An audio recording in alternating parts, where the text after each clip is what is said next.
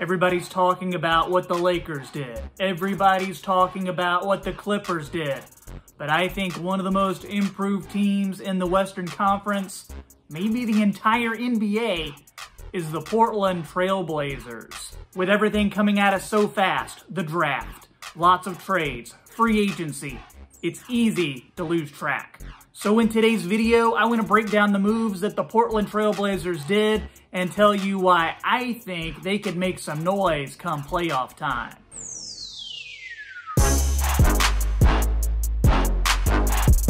What's up guys, my name is Troy, and if you are a Trailblazers fan, you are going to love this video. Make sure you like the video. Make sure you subscribe to the channel if it's your first time here. I do NBA videos several times a week, and I'm doing lots of off-season preview type videos like this leading up to the NBA season.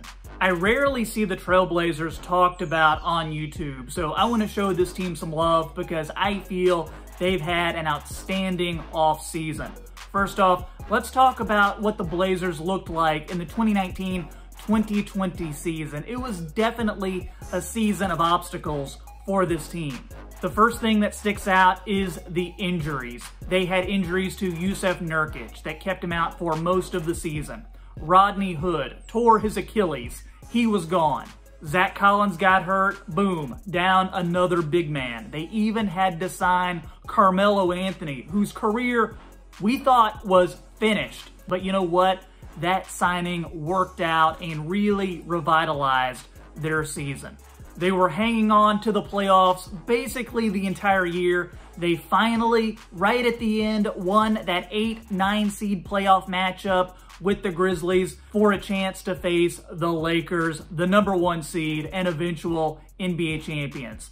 They gave the Lakers a run for their money, but Dame got injured. If Lillard hadn't been injured, who knows what could have happened.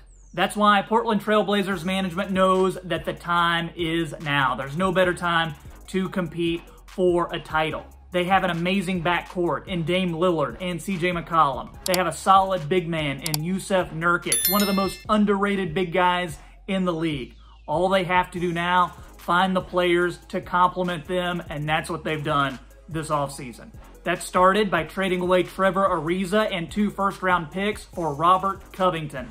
If you don't know Roko's game, he is a solid 3-and-D player. He can play the 3 spot, he can play the 4 spot. He's going to get plenty of open looks on the floor with the Blazers, and odds are he's going to knock down those threes. On the other end, he's going to play very solid defense, not hurt you at all when he's on the floor. Next, they brought back Enes Kanter, a Portland fan favorite for Mario Hezonja, who never really worked out with the Blazers. When you compare these two players, it's night and day. Mario Hezonja has not done much of anything since being drafted with a top 5 pick several years ago.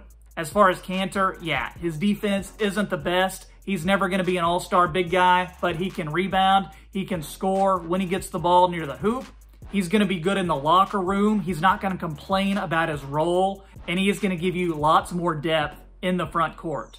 Remember, it was toward the end of the 2019 season when the Trailblazers signed Enes Kanter. He helped them make it to the 2019 Western Conference Finals after Jusuf Nurkic was injured. This time he's back, and he's backing up Nurkic, which is a role he's better suited for at this point in his career.